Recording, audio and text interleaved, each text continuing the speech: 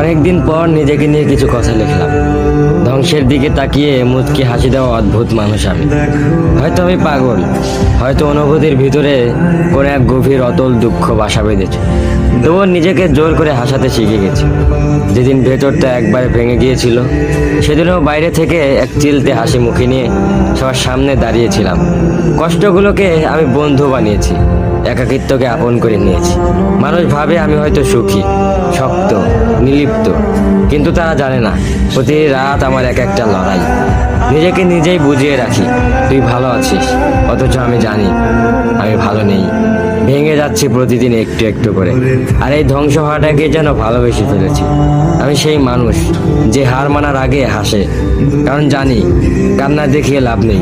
পৃথিবী শুধু শক্তদের মনে রাখে, দুর্বলদের নয়। তাই আমি অদ্ভুত, আমি অনুভূতির আগুনে পুড়ে যাওয়া নীরব যোদ্ধা। আমার জীবন কোনো সুখের গল্প নয়, এটা নিঃশব্দ বিপ্লব, যেখানে হাসির আড়ালে লুকানো থাকে হাজারো না বলা কথা, ভাঙা স্বপ্ন, হারিয়ে যাওয়া আমি।